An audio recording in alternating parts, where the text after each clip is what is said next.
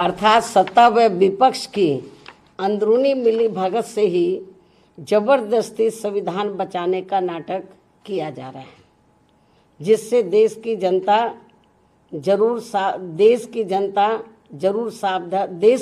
को जरूर सावधान रहना है। और अब ये लोग अपने अपने राजनीतिक स्वार्थ में,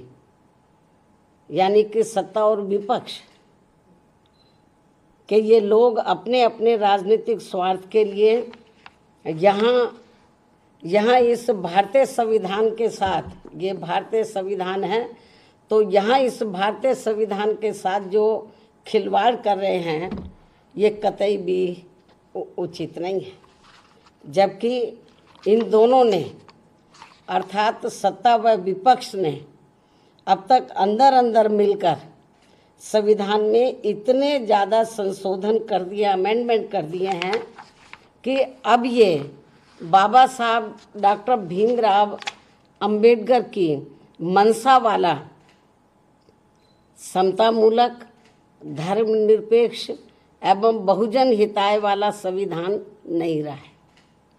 बल्कि अधिकांश अब ये जातिवादी, सांप्रदायिक एवं पूंजीवादी संविधानी बनकर रह गया है। साथ ही अब सत्ता व विपक्ष के जातिवादी मानसिकता के लोग अंदर अंदर मिलकर यहाँ SC, ST व OBC वर्गों का खासकर शिक्षा एवं सरकारी नौकरियों आदि में इन्हें बाबा साहब की बदौलत से मिले आरक्षण को ख़त्म करना चाहते हैं, या फिर इसे निष्प्रभावी बना के इन्हें यहाँ ये सभी पार्टियाँ इसका पूरा लाभ इन्हें नहीं देना चाहती हैं। इसलिए अब संविधान को बचाने के नाम पर व इसकी आड़ में सत्ता व विपक्ष द्वारा जो जातिवादी, सांप्रदायिक एवं पूंजीवादी राजनीति की जा रही है, तो उससे इन वर्गों के लोगों को कतई भी लाभ मिलने वाला नहीं है। और ये बात भी सर्वविदित है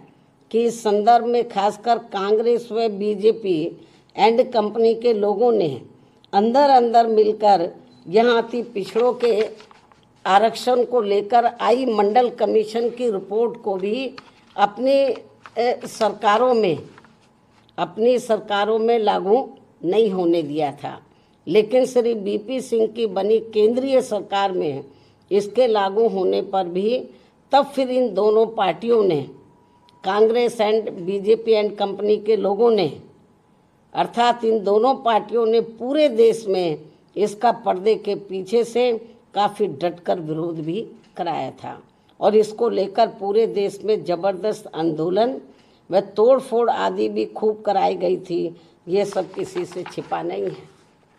और इन्हीं दोनों पार्टियों ने मिलकर आगे केंद्र में रही कांग्रेसी सरकार के समय में फिर संसद में समाजवादी पार्टी को आगे करके व इनकी मदद से देश में SC व ST वर्गों के सरकारी कर्मचारियों का पदोन्नति में आरक्षण को प्रभावी बनाने के लिए